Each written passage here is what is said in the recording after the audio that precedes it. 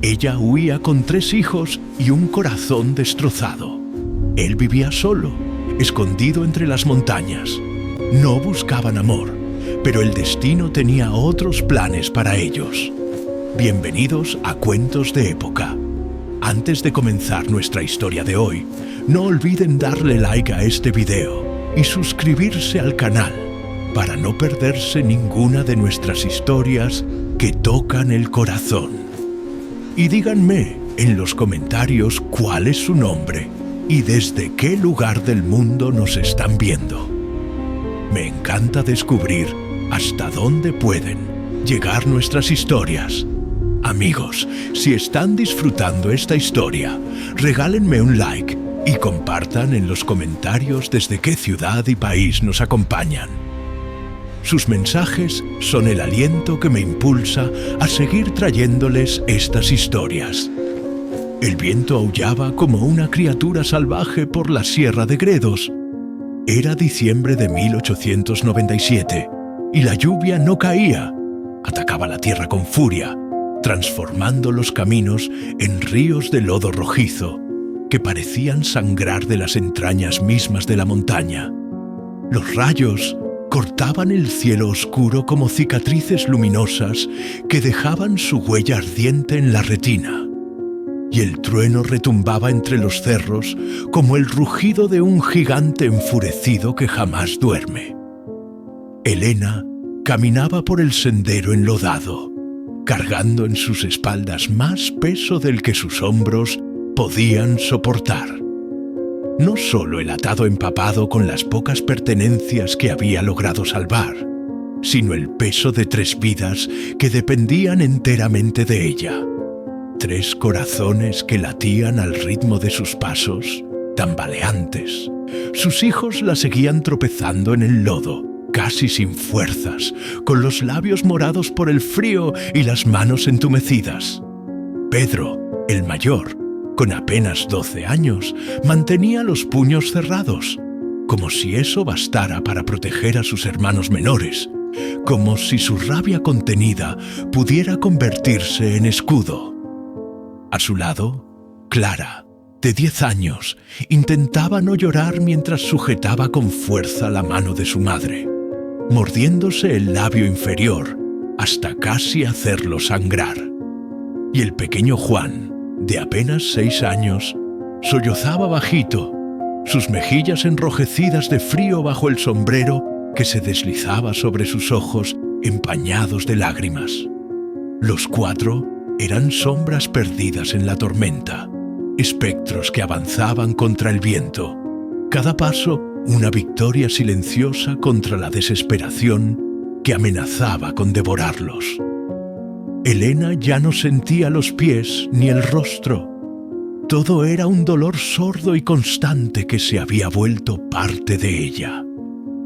Las lágrimas que a veces escapaban de sus ojos se congelaban antes incluso de llegar a su barbilla, dejando rastros helados en sus mejillas agrietadas. Pero ella no podía detenerse, no podía rendirse. No después de lo que Francisco había hecho. La voz cruel de su marido aún resonaba en su memoria como una campana rota que no dejaba de sonar. «Arréglate sola, Elena. Siempre lo has logrado antes». Y partió montado en su caballo bayo, sin mirar atrás, sin una palabra de despedida, dejándola con un saco de harina de yuca y una promesa vacía de que volvería cuando las cosas mejoraran, una promesa que ella sabía que jamás se cumpliría. No era la primera vez que Francisco desaparecía por semanas, pero esta vez no hubo despedida, no hubo explicación. Solo el ruido de la puerta golpeando contra el marco y el sonido de los cascos del caballo alejándose en la lluvia como un latido que se apaga. Ahora, 3 días después, cada músculo del cuerpo de Elena gritaba por descanso. Sus piernas temblaban con cada paso y su espalda ardía como si cargara piedras al rojo vivo. Pero ella no podía rendirse, no mientras aquellos ojitos aún la siguieran con confianza. no mientras sus hijos creyeran que mamá podía salvarlo todo. Fue entonces cuando lo vio, una pequeña luz titilando entre los árboles cubiertos de lluvia, una ventana iluminada, casi invisible a través de la cortina de agua que caía del cielo como si los cielos mismos lloraran. Elena no supo si era un milagro o una alucinación causada por el agotamiento extremo, pero dirigió sus pasos tambaleantes hacia aquella esperanza, hacia aquella luz que brillaba como una estrella caída en medio de la oscuridad. Sus hijos la siguieron como cachorros exhaustos, tropezando con las piedras resbaladizas del camino, aferrándose unos a otros para no caer. La caminata hasta la casa fue una eternidad que se medía en latidos desesperados y respiraciones entrecortadas. Cada metro era una lucha contra el cuerpo que ya no obedecía, contra las piernas que amenazaban con doblarse, pero finalmente llegaron y se dejaron caer contra la puerta de madera pesada como náufragos contra una roca salvadora. Elena golpeó con lo poco de fuerza que le quedaba. 1, 2, 3 llamadas débiles que apenas se escuchaban sobre el rugido de la tormenta. Nada, solo el silencio aterrador de la indiferencia. Golpeó nuevamente, más fuerte, intentando gritar, pero la garganta seca no permitió que saliera más que un murmullo ronco que se perdió en el viento. La puerta se abrió de golpe. Un hombre apareció en el umbral, alto, envuelto en una camisa de lana gruesa, con barba cerrada y ojos que no demostraban sorpresa, ojos grises como el invierno mismo. No dijo una palabra al ver a la mujer empapada, temblando, con 3 niños aferrados a su falda mojada. Solo los observó en silencio durante lo que pareció una eternidad. Sus ojos eran como el invierno, fríos, serenos, pero no crueles. Había algo en ellos que Elena no podía descifrar. Elena bajó la mirada esperando ser rechazada, preparándose para escuchar la puerta cerrarse en su cara, pero el hombre dio un paso atrás. «Entren», dijo con voz grave y ronca, profunda como un pozo. Solo eso, nada más. Elena casi se desplomó al empujar a los niños hacia el interior de la casa, sus rodillas cediendo por fin. El calor los envolvió como una ola salvadora que los rescataba del océano helado. El piso de madera crujió bajo sus pies mojados. Cada tabla parecía cantar una bienvenida. El fuego en la chimenea crepitaba con fuerza y el olor a humo y madera quemada llenó el aire como un abrazo tibio que no esperaban recibir. El hombre se movió con eficiencia silenciosa, cada gesto medido y preciso. Trajo mantas, acercó bancos al fuego, sirvió agua tibia en tazas de hierro forjado que quemaban las manos pero calentaban el alma. «No es mucho», dijo mientras cubría a Juan con una manta gruesa que olía a cedro y seguridad. «Pero es mejor que la lluvia». Elena intentó agradecer, pero la voz no salía. Las palabras se atascaban en su garganta cerrada, por la emoción. Se limitó a asentir con la cabeza mientras quitaba lentamente las ropas mojadas de los niños, los guantes rígidos de frío, los chales empapados, las botas llenas de lodo. Pedro ayudó a Clara a quitarse el abrigo con manos torpes pero cuidadosas. Juan, ya envuelto en la manta, se durmió en el regazo de su madre casi de inmediato, su cuerpecito temblando aún con los últimos espasmos del frío. El hombre observaba sin interferir más de lo necesario. Sus movimientos eran económicos y precisos. Era evidente que no estaba acostumbrado a tener compañía. Cada gesto era contenido, casi torpe en su esfuerzo por no incomodar, como si hubiera olvidado cómo convivir con otros seres humanos. «¿De dónde vienen?», preguntó finalmente. rompiendo el silencio que se había instalado como una manta adicional. Elena vaciló. Las palabras se le atoraban en la garganta, pero el calor de la sala, la manera en que él no había preguntado nombres o razones al abrir la puerta, la hizo responder con un hilo de voz. 3 días de camino desde Talavera de la Reina. La carreta se rompió en la primera lluvia. Vinimos a pie. El hombre asintió despacio, procesando la información sin juzgar. No hizo más preguntas, respetando el silencio, como si entendiera que algunas historias duelen demasiado para contarlas de inmediato. «Me llamo Miguel», dijo por fin, con una voz que sonaba oxidada por falta de uso. «Miguel Enrique de Silva».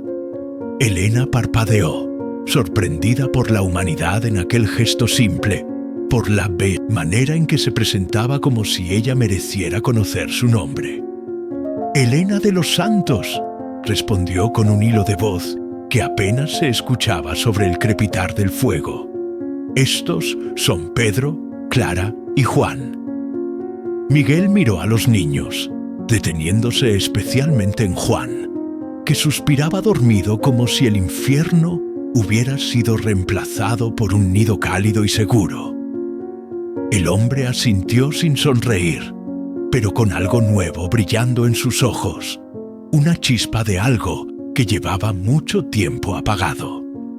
«¿Están seguros aquí?», dijo simplemente, y esas palabras sonaron como un juramento solemne. Elena quiso creer, quiso mucho, pero aún no sabía que aquel hombre de palabras secas y alma herida estaba a punto de cambiar sus vidas para siempre. El mañana llegó sin avisos, filtrándose a través de la ventana empañada, como una promesa tímida que no se atreve a gritar. El fuego había disminuido, pero aún estaba encendido, su luz trémula proyectando sombras suaves en las paredes de madera que parecían acariciar el espacio. Elena abrió los ojos antes que todos, el cuerpo dolorido como si la hubieran golpeado, pero en paz por primera vez en días, una paz que no recordaba haber sentido jamás. Por un instante no recordó dónde estaba, solo sintió el calor, una manta sobre sus hombros y el murmullo de la madera chasqueando en el fuego. Pero al girar la cabeza lo vio. Miguel estaba de pie junto al fogón de leña, en silencio, con una taza de lata entre sus manos enormes y curtidas. Su mirada estaba fija en la ventana, aunque parecía ver más allá del paisaje mojado, como si buscara algo en su propio pasado, en los rincones oscuros de su memoria.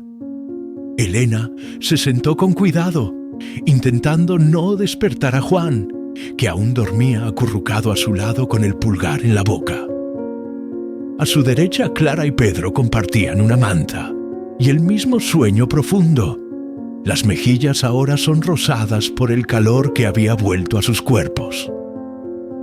«Buenos días», dijo Elena, casi susurrando como si temiera romper el hechizo. Miguel asintió sin voltearse, su perfil recortado contra la luz grisácea. «El café está caliente, aunque es fuerte como el demonio». Elena sonrió levemente, apenas curvando los labios.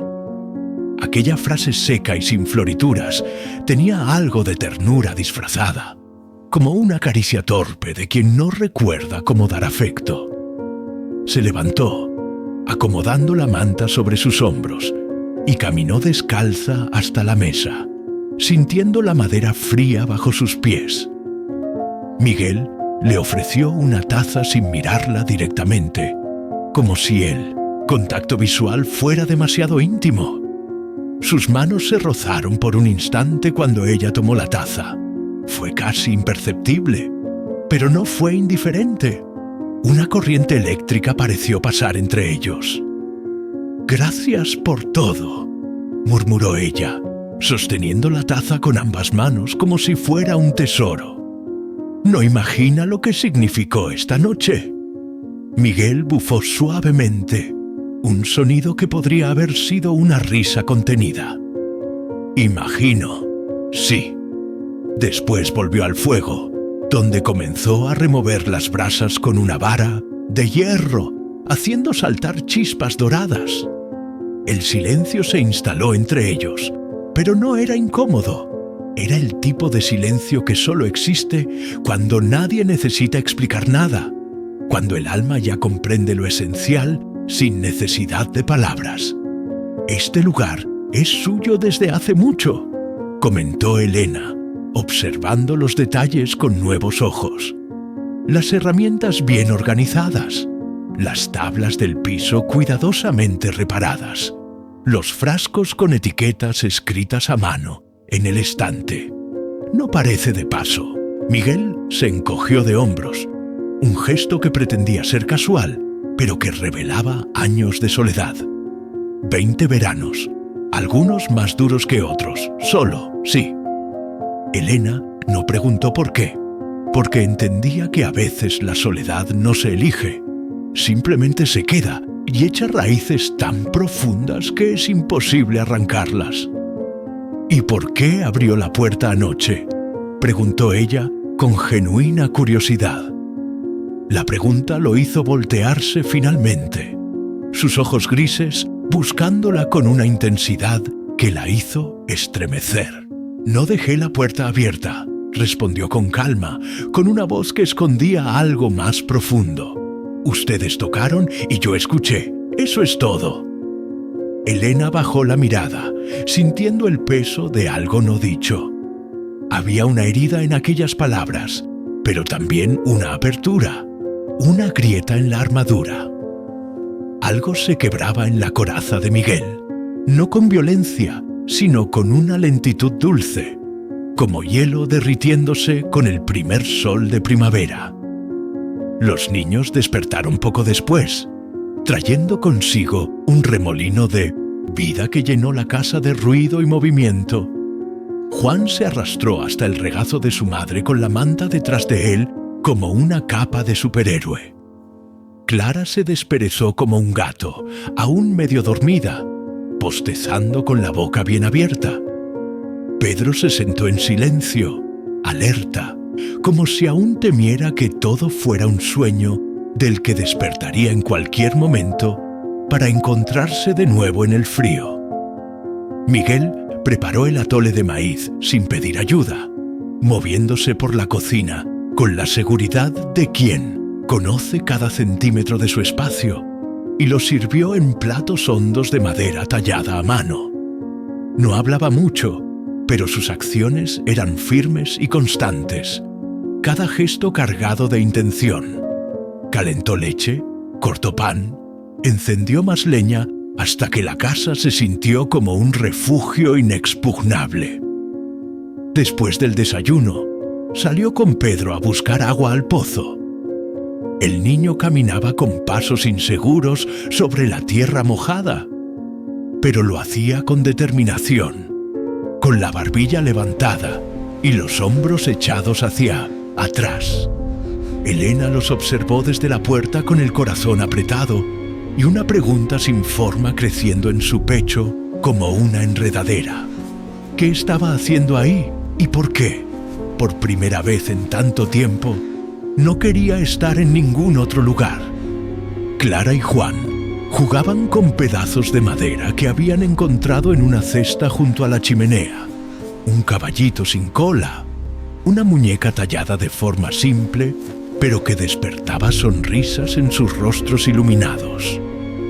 Elena se agachó con ellos, repartiendo cariño, con caricias en el cabello, aún sintiendo el calor del café en el pecho y en el alma. Cuando Miguel y Pedro volvieron cargando cubetas con agua limpia y cristalina, el niño jadeaba, pero estaba orgulloso, su pecho inflado como el de un guerrero victorioso. Miguel lo dejaba hacer, vigilando con el rabillo del ojo, sin interferir, permitiendo que el muchacho se sintiera capaz y valioso.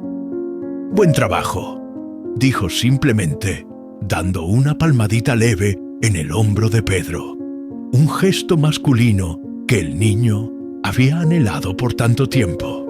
El niño alzó la barbilla con dignidad, sintiéndose por primera vez en mucho tiempo como un hombre. Durante el resto del día se respiró algo diferente en aquella casa, algo que ni el frío ni los recuerdos lograban aplastar. La sensación de hogar, esa cosa indefinible que no se compra ni se construye, sino que simplemente nace. Elena cocinó una sopa con lo poco que encontró en la despensa, y Clara la ayudó a pelar papas con manos pequeñas y cuidadosas, concentrada en su tarea como si fuera lo más importante del mundo. Juan dibujaba con carbón en un pedazo de tela vieja, creando mundos completos con trazos torpes.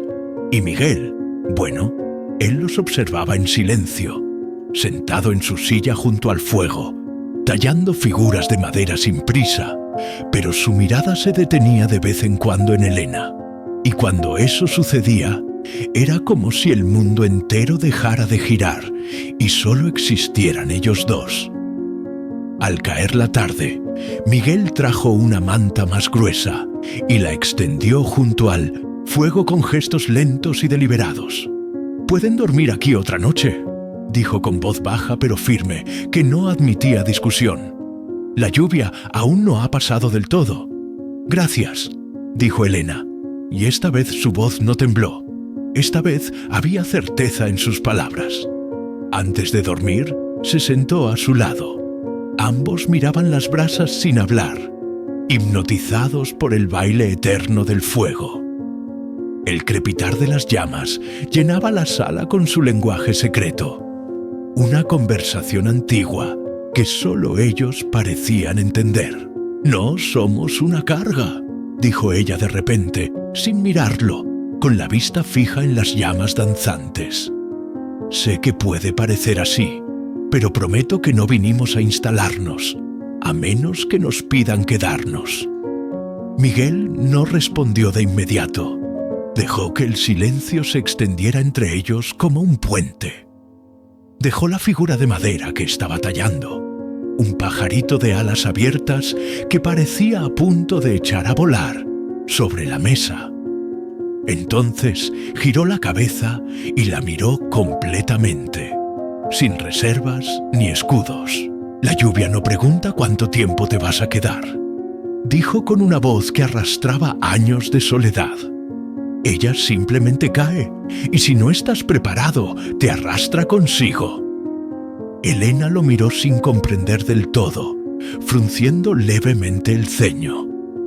«Yo estuve arrastrado por mucho tiempo», añadió él, con palabras que parecían arrancadas de lo más profundo de su ser. «Hasta anteayer». Sus palabras flotaron en el aire como vapor sobre café caliente, llenando el espacio entre ellos. Elena quiso decir algo, pero no fue necesario. Las palabras habrían arruinado el momento. Se quedó a su lado en silencio, sintiendo el peso cálido de su presencia, hasta que los ojos comenzaron a cerrarse. Y aquella noche, por primera vez en años, Miguel Enrique de Silva no se sintió solo en su propia casa, y Elena no tuvo miedo del mañana. El tercer día amaneció con el canto estridente de los mirlos y un cielo de plomo que no prometía ni sol ni tormenta, solo aquella calma incierta que antecede cambios importantes, esa quietud engañosa que hace que el aire se sienta denso. Elena despertó antes del alba, como si su cuerpo supiera que algo estaba por suceder, como si sus instintos la alertaran. Se levantó despacio, cubriendo a Juan con la manta hasta la barbilla, asegurándose de que estuviera bien arropado, antes de caminar descalza por la casa. Miguel ya estaba afuera. Ella lo vio por la ventana, rajando leña junto al cobertizo. Su silueta se recortaba contra la luz grisácea, como un roble antiguo, firme, resistente, inamovible, Cada golpe del hacha era seco, preciso, metódico. No había rabia en sus movimientos, solo constancia, solo el ritmo hipnótico del trabajo bien hecho. Elena observó en silencio por algunos momentos, con los brazos cruzados sobre el pecho, sin saber exactamente por qué se formaba un nudo en la garganta al verlo así, tan concentrado, tan en paz consigo mismo. No era amor todavía, pero se acercaba peligrosamente, como una marea que sube sin que te des cuenta hasta que el agua te llega a los tobillos. Poco después salió al porche envuelta en su chal, el aire frío mordiéndole las mejillas. Miguel no se sorprendió al verla, como si hubiera sentido su presencia. Solo se detuvo un instante, limpiándose el sudor de la frente con la manga de la camisa a pesar del frío, y asintió como si la presencia de ella fuera tan natural como la llovizna matinal. «¿Frío?», preguntó él, con esa economía de palabras que lo caracterizaba. «No tanto como imaginé», respondió ella, envolviendo el chal más apretado alrededor de sus hombros. Miguel le ofreció un pedazo de leña recién cortada para el fuego, el aroma a madera fresca llenando el espacio entre ellos. «Mejor secarla ahora, antes de que llegue otra tormenta». Elena tomó la madera, sintiendo en los dedos el calor que aún conservaba de la fricción del hacha. Se agachó junto a la pila y comenzó a acomodar los troncos sin que él se lo pidiera, trabajando en silencio a su lado. Durante largos minutos trabajaron así, como dos piezas de un rompecabezas que ya habían descubierto cómo encajar, sus movimientos sincronizados sin esfuerzo. «Pedro me dijo que le enseñaste a usar el hacha», comentó ella, sin mirarlo directamente. Miguel asintió, sus manos continuando su trabajo sin pausa. «Tiene buen brazo, falta técnica, pero eso se aprende con tiempo y paciencia». Elena sonrió, una sonrisa pequeña pero genuina. Él no suele confiar en nadie tan rápido. Es cauteloso como su madre. «Yo tampoco», dijo él, mirándola por primera vez en la conversación, sosteniéndole la mirada. Elena sintió el peso de aquella mirada penetrante. No era incómodo, pero sí intenso, como si Miguel estuviera intentando verla entera, más allá del cansancio, más allá de la madre desesperada, como si tratara de encontrar a la mujer que ella había sido antes de que la vida se partiera a la mitad. Aquella tarde, el ambiente dentro de la casa fue diferente, más cálido, más vivo, como si las paredes mismas respiraran con más libertad. Los niños jugaban junto a la chimenea con una energía nueva que parecía brotar de la seguridad recién encontrada.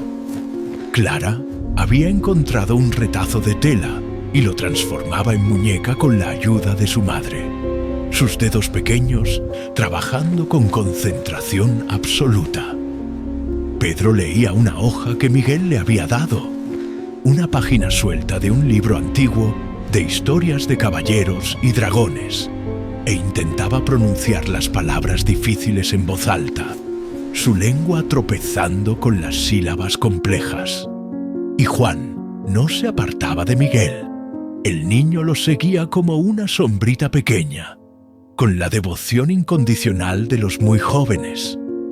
Ayudaba a poner leña, imitaba sus pasos con exageración cómica, preguntaba si los mirlos tenían nombres propios y si las estrellas se apagaban durante el día.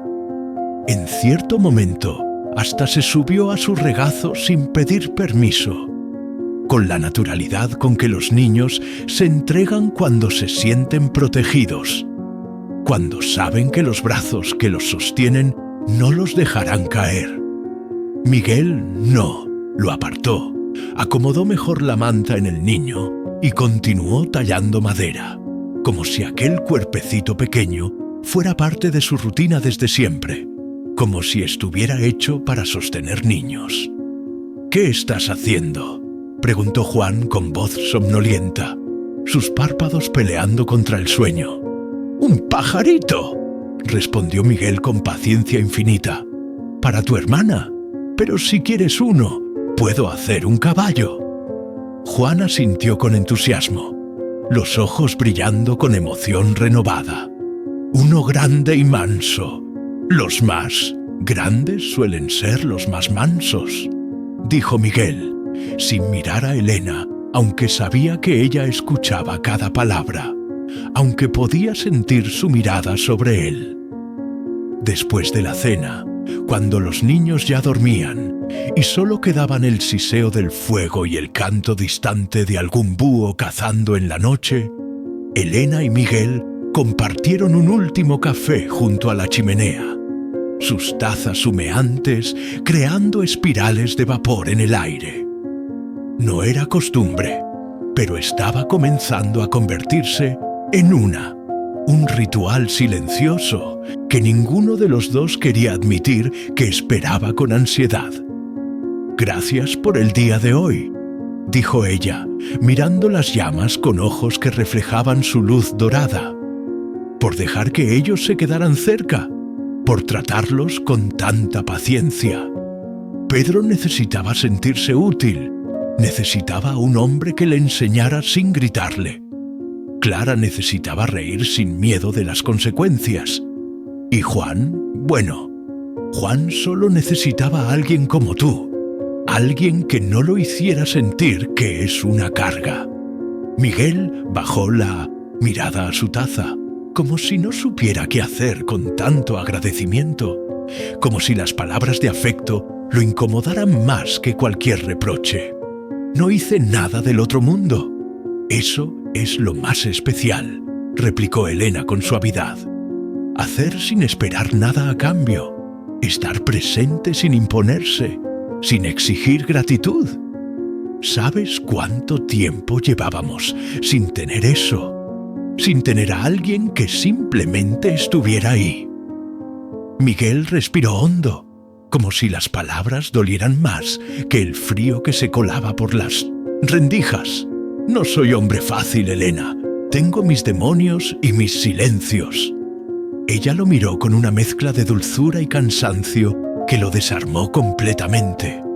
«Yo tampoco soy mujer intacta, Miguel. También tengo mis cicatrices y mis miedos». Entonces hubo silencio, no de esos que pesan como lápidas, sino de los que curan como bálsamo.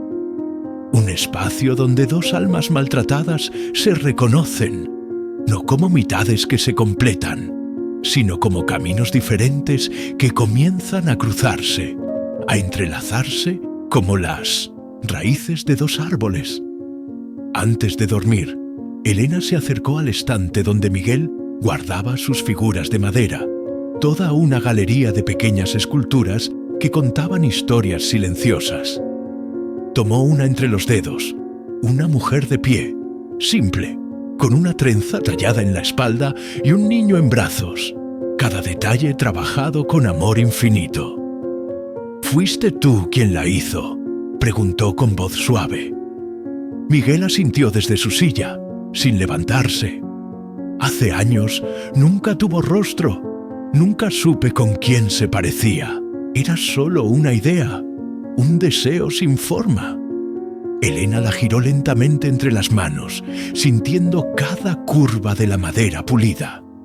«Ahora sé, se parece a mí». Y la colocó de vuelta en su lugar, esta vez en el centro del estante, entre un corazón y una estrella, como si estuviera reclamando su espacio en aquel universo de madera. Aquella noche, el fuego duró más, y los sueños también. Sueños tranquilos, sin pesadillas ni sobresaltos. El amanecer trajo consigo un azul pálido que se filtraba por las grietas de la casa como dedos de luz, explorando un espacio nuevo. Ya no llovía. El mundo parecía contener la respiración, como si él también estuviera observando lo que sucedía en aquella casa de madera perdida en medio de la sierra, testigo silencioso de algo que apenas comenzaba. Elena despertó con el sonido del cuchillo de Miguel contra la tabla. Estaba cortando pan seco con la misma calma de siempre, como si todo en su mundo tuviera un ritmo secreto que solo él conocía. Una música inaudible que guiaba cada uno de sus movimientos. Los niños aún dormían profundamente, sus respiraciones acompasadas llenando el espacio. Ella se acercó sin hacer ruido y se quedó a su lado algunos segundos antes de hablar, simplemente observándolo. «Nunca duerme», dijo por fin, con curiosidad genuina. Miguel respondió sin mirarla, pero con un tono que ya no era áspero, que se había suavizado imperceptiblemente. «Duermo cuando el día no me necesita, cuando todo está en orden». Elena sonrió levemente, encontrando belleza en aquella filosofía simple. «Y hoy el día te necesitaba». Él se encogió de hombros, pero el gesto en el rostro, aunque sutil, parecía una sonrisa esquiva que se negaba a florecer completamente. «Hoy yo tenía hambre, eso es todo». Elena ayudó a preparar el desayuno. Lo hizo sin preguntar, sin pedir permiso, como si el lugar ya le perteneciera un poco, como si sus manos conocieran dónde estaba cada cosa. La rutina se deslizaba entre ellos con una naturalidad inesperada, cada gesto fluyendo hacia el siguiente sin esfuerzo. Clara fue la primera en despertar, bostezando y estirándose. Después Juan, arrastrando su manta como un osito. Y finalmente Pedro, que tardó más porque su cuerpo estaba comenzando a soltar el peso que cargaba desde que Francisco partió. El peso de ser el hombre de la casa cuando apenas era un niño. Después de comer, Miguel salió con Pedro al bosque, esta vez adentrándose más en la espesura. Les enseñó al niño a identificar huellas en la tierra mojada, cada marca contando una historia diferente, a no pisar ramas secas si quería camp.